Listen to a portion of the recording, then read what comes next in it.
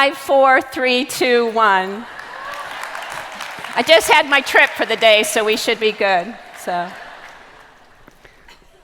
walk with me for a minute. We're walking down a long, dark hall. A new graduate nurse is working a night shift, a few months out of orientation, on a large cardiac monitoring unit. Can you relate to that 4 a.m. feeling? It's so hard to resist your circadian rhythm and stay alert for the safety of your patients. A high-level alarm sounds, and the nurse runs down the hallway to enter her patient's room to find him in full arrest. The bedside monitor shows VFib. Watch as this new graduate and the other night shift nurse, a veteran of 30 years, defibrillate the patient as the code team arrives. At first, you hear the noise and commotion of the code team in full action. Then, the room becomes quiet. The resuscitation attempt fails, and the team leader calls the code. The next day, the new graduate hears through the rumor mill that the other nurse believes that her inexperience as a new graduate contributed to the unsuccessful resuscitation. She is devastated, but she did not use her voice to talk with her coworker, or anyone else for that matter, to gain insight into what she did wrong or right. She remained silent. Then, within that same week, another nurse tapped her on the shoulder and invited her to join a group she had never heard of, the American Association of Critical Care Nurses. That tap on the shoulder made a difference to the young nurse. It told her she had value, she was being invited to join a community, and someone had a vision for her future. She joined AACN that day and is still a member today. Have you guessed who that new graduate nurse was? It was me.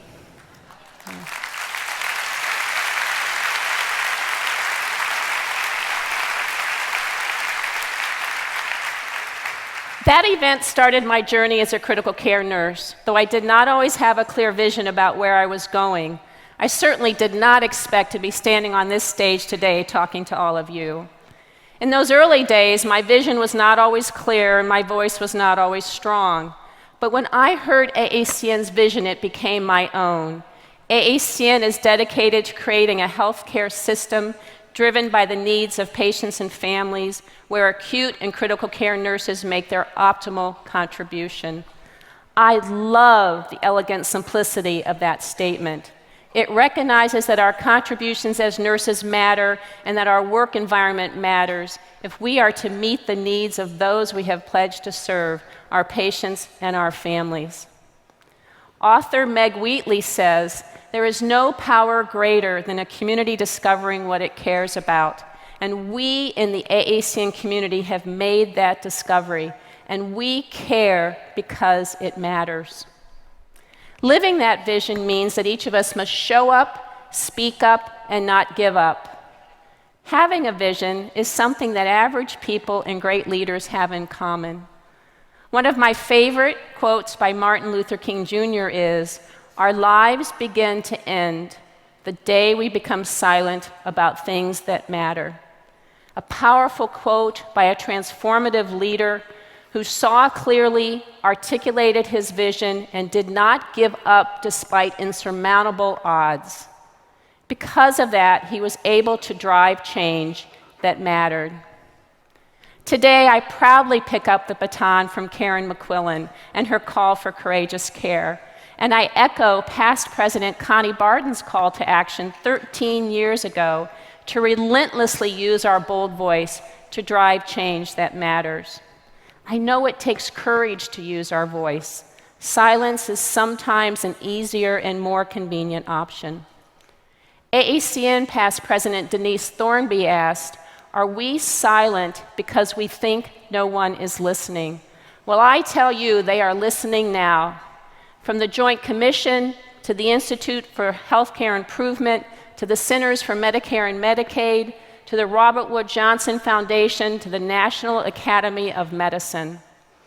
It has been 6 years since the National Academy of Medicine report, The Future of Nursing, stated that the future of U.S. healthcare depends on empowering nurses to be full partners with physicians and other healthcare professionals to redesign the way we provide care. Redesign of care must be among our highest priorities. I know where I would start. I would redesign every acute and critical care unit so nurses would have every medication, every IV pump, every piece of linen, whenever and wherever they needed it.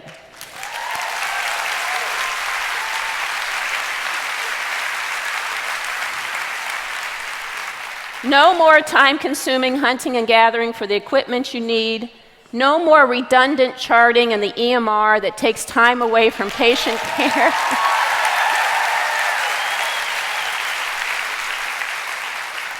That takes time away from patient care or your much-needed self-care, like eating lunch.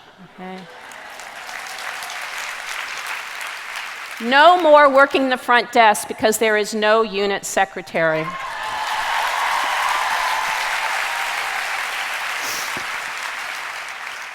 According to experts like Derek Angus, Eric Topol, and Paul Keckley, healthcare is undergoing a revolution.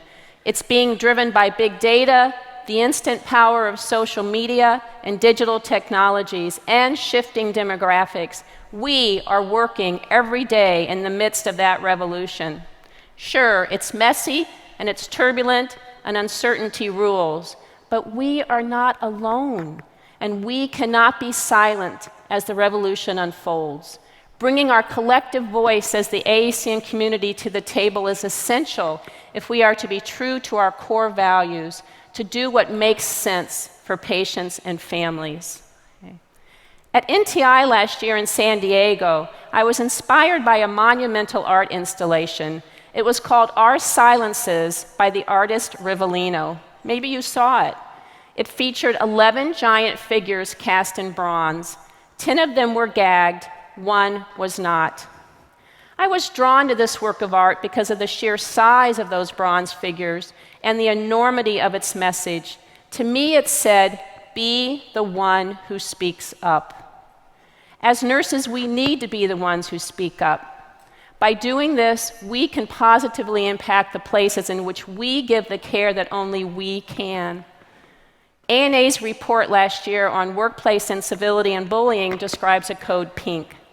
That is whenever an individual nurse is being treated disrespectfully, the entire staff comes to the nurse's side in a show of support. Those nurses may not have the physical size of Rivellino's sculptures, but when nurses lend their voice to their colleagues, it is powerful beyond measure. Even if they do not utter a single word, the message, "I've got your back," is deafening. So let me give you, thank you.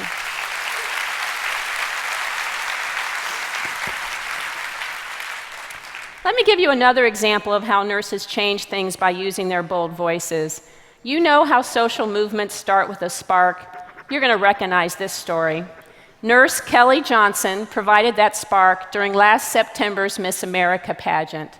As you probably know, for her talent event, Kelly wore scrubs and a stethoscope to deliver a monologue about a patient with Alzheimer's disease. Her patient had a lasting impact on her because he told her she was not just a nurse to him. Clearly, the care that Kelly provided that patient mattered very greatly to him. A national response by the nursing community was sparked when a talk show host ridiculed Kelly's courageous description of what it means to be a nurse. Facebook and the Twitter hashtag, Nurses Show Your Stethoscope, exploded. Nurses across the country, including our nurse leaders at the AACN office, posted pictures and testimonials to rebut the ill-informed TV personality.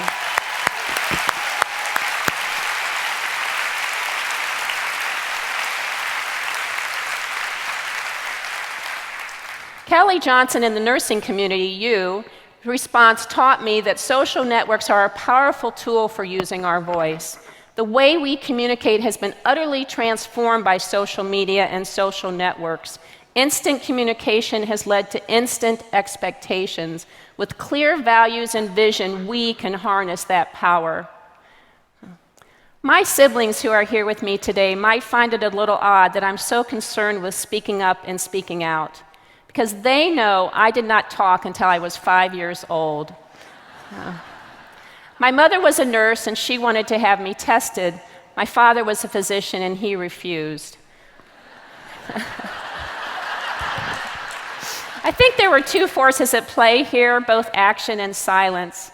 You see, I am the youngest of 7 kids, so when I needed something, I could just point, and my older brother, or one of my 5 sisters, 4 of them sitting here with me today somewhere, I don't really know where they are, there they are, 4 of them sitting with me here today, would get what I wanted. Now, this also made me a little pudgy because I sat around a lot, because all I would do was point. I mentioned a second force, silence, and that was my playmate, Stephen. He happened to be deaf, but he and I always found ways to communicate without voices. Fortunately, I found my voice with Miss Monday, my kindergarten teacher, and much later I found my voice again as a medical ICU nurse, as a CCRN, and as a member of multiple AACN chapters.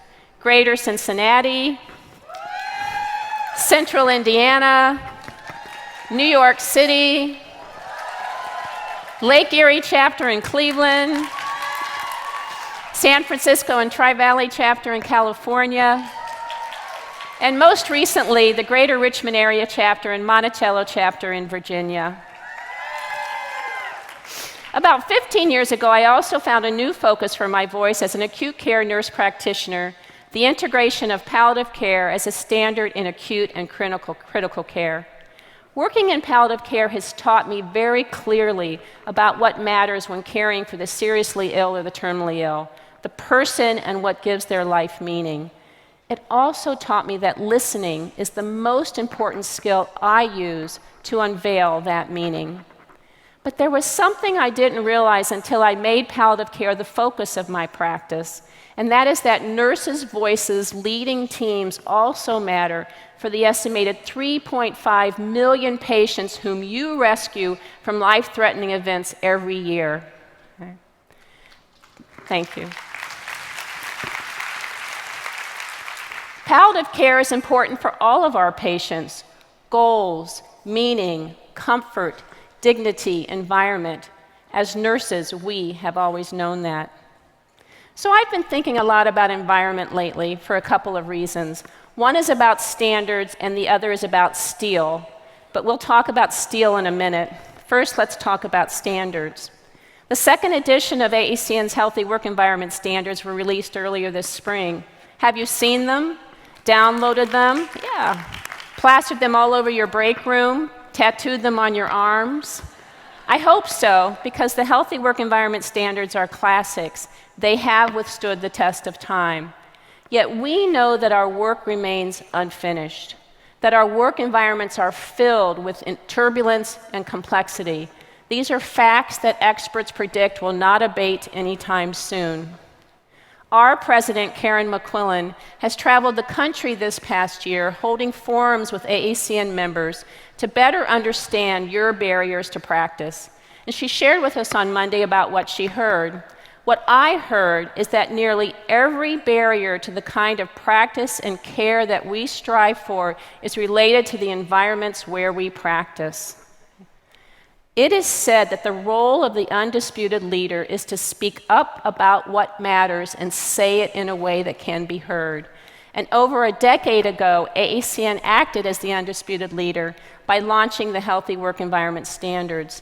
Inspired by the standards, many of you drove change because you knew it mattered.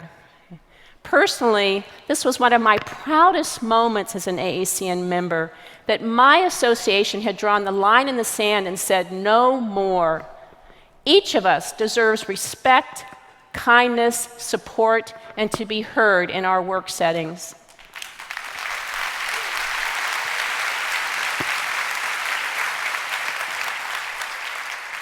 Some would argue that skilled communication is the most critical standard and at the core of a healthy work environment. Yet we all know that entrenched cultures and ineffective systems do not always allow nurses and their team members to communicate in ways that can be heard. The findings of the silent skills and the silent treatment studies tell us that. Nurses stated that 58% of the time they are in situations where they could not get others to listen. 58% of the time. The Joint Commission reports that 2 out of 3 sentinel events are caused by miscommunication or no communication at all. Press Ganey reported in 2015 that the overall work environment, including skilled communication, has the largest influence on the patient experience. And adequately resourced nursing units give nurses and other caregivers sufficient time to meet patient needs and their own. Okay. Nurses' work makes up much of the value that hospitals provide. Evidence is strong in our favor. But I think sometimes that value is invisible or perhaps taken for granted. For instance, think about the materials that you use every day. The clothes you wear, the car you drive, the smartphone you can no longer live without and that you're probably on right this minute. Those plastic containers you carry your lunch in and somebody throws away once a year when they clean out the refrigerator. Okay. Do you ever think about how they work or what materials they are made of? Probably not. Like me, you just expect them to work. But these materials are part of us. They're part of our collective meaning as a culture, a reflection of who we are. Yet many of us take these materials for granted every day. But this stuff matters. Okay, at this point, you're probably thinking, this speech has everything in it except the kitchen sink. So we're going to throw in the kitchen sink. Okay?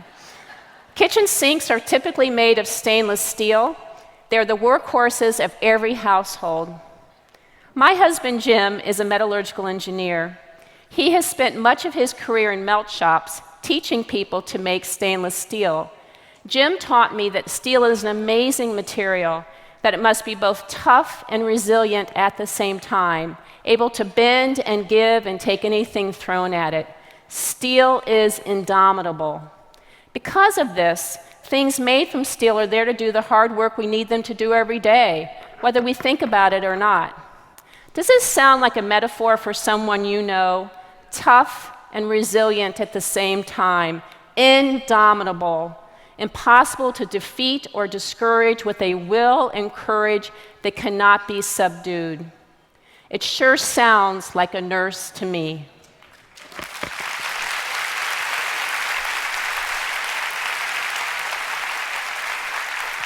Now, comparing professional, highly skilled nurses to common stainless steel items like a kitchen sink may seem like a strange analogy, but it's really not.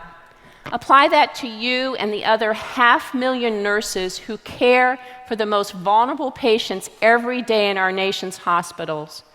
Is our care invisible or taken for granted? Perhaps. But in our rapidly changing hospitals, know that your care, your touch, your voice, and your values matter. Thank you.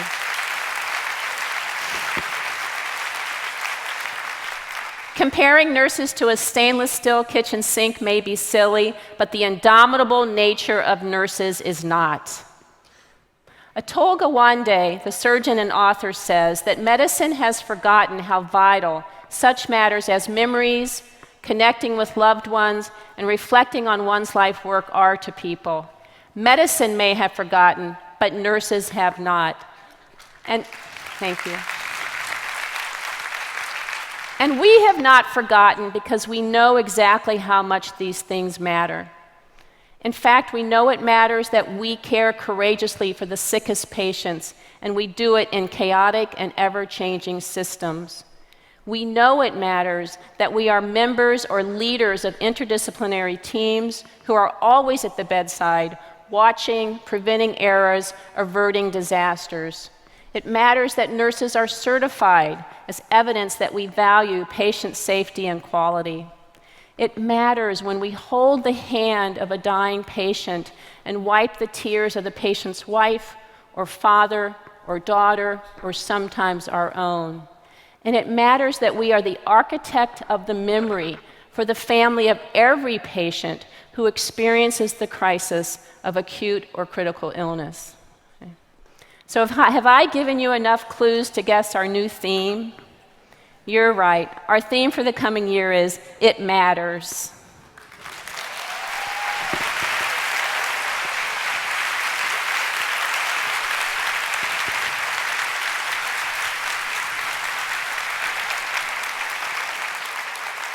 I always love the artwork. I hope you do too. So, I am honored to follow in Karen McQuillan's courageous footsteps and humbled to serve you as AACN's 47th president.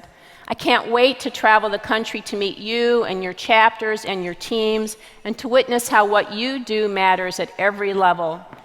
It also matters that we in the AACN community are bold and relentless in driving change. Remember that Martin Luther King Jr. quote, "Our lives begin to end the day we become silent about things that matter." So I invite you to take another walk with me. I need you to use your voice and speak up about the things that matter most to you, those things driven by your values and vision. I need you to tell me about them. Send me a note at itmatters@aacn.org and let me know about how you and your teams are leading change. Small or large, it matters. So back when I ran down that long, dark hallway to rescue my patient, I let myself think I am just a nurse.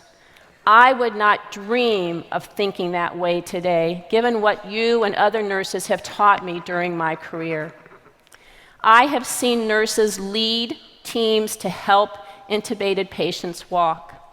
I have witnessed nurses embrace families when life support is withdrawn and other clinicians have left the room. And I have witnessed nurses advocating for continued support because their patient blinked an eye. We are nurses and it matters. Thank you. 'Cause I'm gonna stand